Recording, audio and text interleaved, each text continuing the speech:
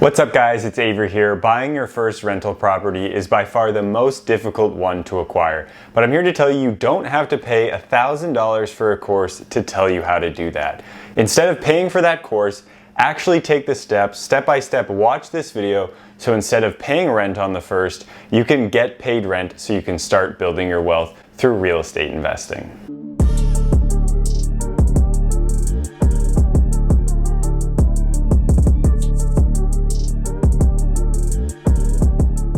If this is your first time to the channel, or if you're returning and you haven't hit subscribe yet, go ahead and do so and tap that notification bell so you don't miss out on any tips for investing in real estate and things that you can do with your money in order to build your wealth. All right, so let's dive right into that first step. Where are you going to invest and what is the strategy that you're going to apply for this first rental property? And as rental properties go, typically it's going to be a long-term buy and hold investment. This isn't some type of get-rich-quick scheme. This is a get really friggin' wealthy over time scheme. It's really not a scheme, it's just how you can build wealth through real estate investing. So first you want to figure out where you're going to invest. So if you live in a high cost of living area, maybe it makes sense for you to go out of state or an hour or two away, or maybe it makes sense for you to physically move so that you're living somewhere that isn't a potentially tenant-friendly state. I personally live in a high cost of living area right now of Boston, and that's where I've bought both of my properties, so I wouldn't knock an expensive property just because the prices are high. I think there are a lot of good things about investing in a high cost of living area versus a low cost of living area. Rents increase a lot, your equity will increase a lot, but it is harder to get in. So you have to think about what your current income situation is and where you can afford to purchase a home, and that will determine where you can actually buy that rental property. I personally would suggest making sure that you can invest in your own backyard. It's going to be a lot easier. You're going to know the place very well. If you're going to be investing out of state and don't know that area, it's best if you can have some sort of boots on the ground, a person that you can talk to, or some type of family member that you can relay some information to. If not, you're going to be looking for population demographics, job diversity, and other specific indicators that'll let you know that it's actually a good place to invest in. Just because it's a cheaper place to invest in and you can afford it does not mean it's a good place to invest in, so keep that in mind when you're figuring out where you should actually buy that rental property. Step 2 would be figuring out, is this going to be an owner-occupied property or is it going to be a traditional investment property? Owner-occupied property typically can be 3 to 5% down, whereas a traditional investment property, you're going to be putting 25% down. Now, with an owner-occupied property, you're going to have to live in the property for at least 1 year. But that may make sense because you could lower your housing payment if you did something like me called house hacking. If you want to check that out, in the description up here or down below, where you can live virtually rent-free as well as build your wealth simultaneously, which I've done twice and it's been absolutely awesome, so I'd highly recommend it. So if that's the route that you want to take, and be owner-occupied, you have that advantage of low money down as well as better interest rates. If you're buying a traditional investment property, 25% down, and you're going to have slightly higher rates because that's how it works with banks and loans if you're going to be taking a loan on when you're buying this investment property. The one other negative about an owner-occupied loan, and if you put less than 20% down, is you have to pay PMI, or private mortgage insurance. So anything under 20%, there's an added insurance that the loan has on it that you have to pay every single month, and it's based on the loan amount.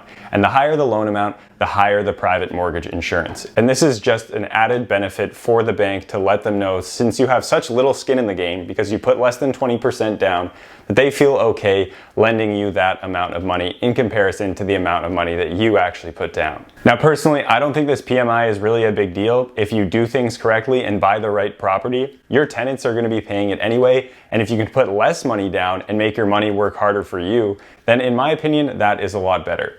I don't like working hard, but I like making my money work hard. Step 3 would be figuring out, is this going to be a single family investment or a multi-family investment? Now, a lot of the YouTubers out there are pushing single family investments because that's all they've done.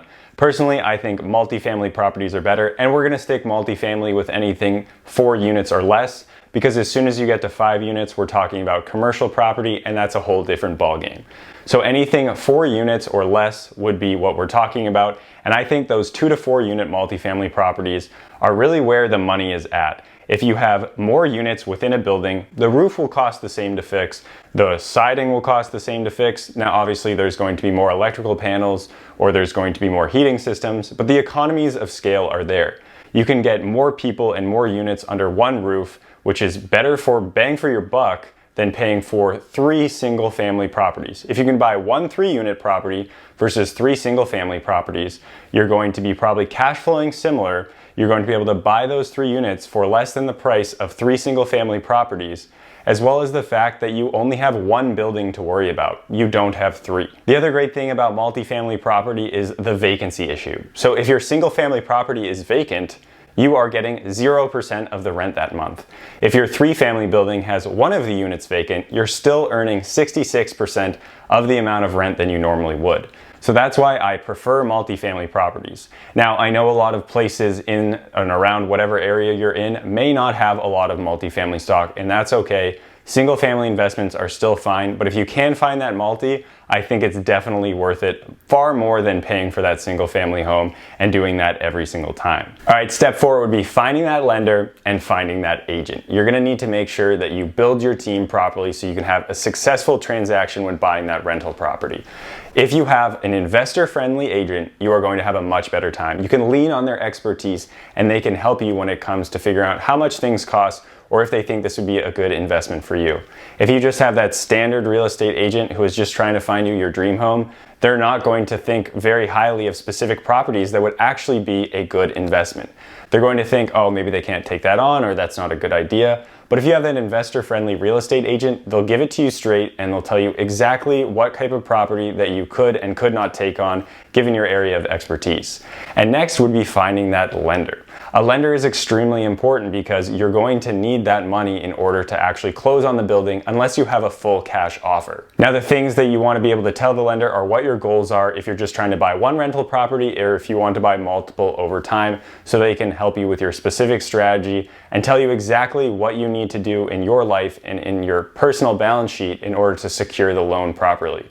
And with both of these people, I think it's just important to be able to work with someone that you like and someone who will answer your questions when you ask them. It's pretty simple, and in order to find some of them, the best way to do it is through referrals of other investors or going on Bigger Pockets and figuring out who in what specific jurisdiction or what area has been posting on the forums and answering people's questions and who is active that you can reach out to get started and add them to your team. Step 5, and this kind of coincides with your lender, is you're going to need a pre-approval. You can't buy a home without the amount of cash that you need. Unless you have a full cash offer, you're going to need a pre-approval. And even if you have a full cash offer, you're gonna need a proof of funds. And in order to get that pre-approval, you're gonna need to have that lender who is going to be working on your side to get you that pre-approval. But many people will make the mistake of not getting a pre-approval and then looking in specific areas or towns where they think the numbers might make sense, but they can't actually afford a loan in that area. So make sure that you actually get pre-approved so you know how much house you can afford. And the other reason why I love multis over single family homes is because you can afford more of a loan. When people are underwriting for a multifamily loan, they take into account 75% of projected rents for the other units. So single family home, purely based off of your own debt to income. Multifamily home, let's say it's a 3-unit property, it's going to be the 2 other units if you're occupying 1, or all 3 units will have 75% projected rents that could get added to your current income. So the more amount of units that you're attempting to purchase, the higher the loan you can get because they're taking into account that projected rent. Step 6, run those numbers and get comfortable with it. If you're learning how to analyze numbers, check out my video up here or in the description below. But you need to understand that having a rental property does not just mean that you're getting rental income and you're paying the mortgage. There is a lot more to it. There are roofs that you need to account for. There are the hot water tanks, there's heaters, there's regular maintenance expenses, there's vacancy, there's any sort of turnover costs like advertising. Are you gonna pay for property management? And I cover all of that in that video, but it really isn't just the rent minus the mortgage, so you need to understand exactly how you are running numbers. There is no point in going to look at a property just because you think it looks good or that you think it might be a good investment. You need to figure out what the mortgage might be depending on what the asking price is or what you could be offering and the amount of rents that you could receive. And if you're trying to figure out how much rent should be, also check out my other video up here or in the description below where I talk about how you can figure out how much rent you could potentially get for a specific property. Step 7, look at houses. And I think this is the most important step. If you want to be a good real estate investor, you have to understand homes. And when I went to first look at properties, I knew nothing about them. That's why I found a good real estate agent who could teach me about those houses. And actually, when I met that real estate agent, I was not ready to go look at houses, but he was willing to go to look at houses with me and educate me and push me towards that next step of actually taking action and being able to finally close on a property. So you can run all these numbers, you can get everything set up, you can think that rental properties are a great investment, but if you don't actually go look at houses, you can't get one. So make sure you go look at houses, whether it's virtually if you're buying remote, and have that real estate agent take a video for you, explain what's going on, and let them teach you about the mechanicals, about any issues that may arise in the inspection. Or if you're going with them in person, they can show you exactly what is wrong, and because they have that investor experience, they can let you know what to do and how much things should cost. So it's really important that you have that good agent on your side and that you go look at houses and actually start taking some action towards closing on that property. Step 8, and this kind of mixes in with the rest of them, is finding the deal. It isn't cool to just say that you have a rental property. You want to make sure that you buy a rental property where the numbers make sense. Don't just buy one to say that you have one. It's not cool to buy things to say you have them. That's what Instagram is for. This is where you build wealth in buying the correct property. And now to find the right deal, you have to determine what your strategy is, like we talked about at the beginning. If you're owner occupied, you need to run the numbers before you're living there, while you're living there, after you've refinanced and gotten rid of a lot of that private mortgage insurance. Or if it's a traditional rental property, you need to figure out what the numbers are when you specifically take over the property, if there's tenants currently in there, after you've done some renovations, and then maybe you've stabilized the building and gotten higher rents. So there's a couple of different scenarios where you need to figure out how much rent you're going to be getting depending on what shape the building is in and what tenants you have in. Are you inheriting tenants? Are you going to be screening your own tenants? Are you going to have a couple of months of vacancy because you're going to be doing some renovations? So run through all of that numbers and understand exactly what is going on with that property so you can actually find the right deal. Just like how you found my channel and found the like button and happened to smash it, you're going to follow all of these steps and find that right deal. Step 9, and this is the most important step and where a lot of people go wrong. They say they can't find that property and they don't know what's going wrong. And that would be make offers. If you don't make offers, you can't get a property accepted. Simple as that. Make sure that you're actually making offers. And you might think, well, I don't want to end up with a lowball offer and get it rejected. Well, you're going to get offers rejected, and that's okay. If you don't ask, you shall not receive. That's important. You need to make offers, and if anything, even if you get it rejected, you can go through the whole process of understanding how to put out an offer so the time that it actually gets accepted, you've gone through that process and you feel better about it. And if you're interested in hearing more about how I just purchased a home, $20,000 under asking, and what I put in my offers to make them stand out, check out the video up here or in the description below. So step 10, you've gotten your offer accepted, you found the right deal, you know exactly what is going on and how well that property will cash flow. It's time for the inspection. You need to know before you're going into a property exactly what is wrong with it and what you need to fix on day one so that you can keep your investment sound and that it's not going to fall over. That's the most important thing. So don't waive that inspection just because you want your offer accepted. There are some things that you can do, like I talked about in that video about getting my offer accepted, to make it seem like your inspection contingency is not such a big deal. So make sure you watch that and don't renege on the inspection. Make sure that you get that inspection. And when you have that inspection, you can also renegotiate once it's over and you figured out what the issues are. Now, if it's a really competitive market and you really want to get things accepted, maybe don't negotiate on that extra $5,000 off of the loan price. $5,000 amortized over 30 years is really nothing. You're not paying it anyway. Your tenants are going to be paying it down because of principal pay down and because of the amount of rent that you're getting. So don't sweat that small amount just because you think you deserve it. If you get in and have to pay an extra $5,000 or are unable to negotiate that $5,000 off, it's not going to kill you in the long run. Step 11, it's time for the appraisal and the closing process, which are pretty much completely out of your hands other than picking an attorney. Now, your real estate agent will most likely have picked a good attorney for you to handle the closing, which is why you picked a good investor-friendly real estate agent. And they'll walk you through exactly what is in your offer so that you know that everything that's written down is how you want it to be.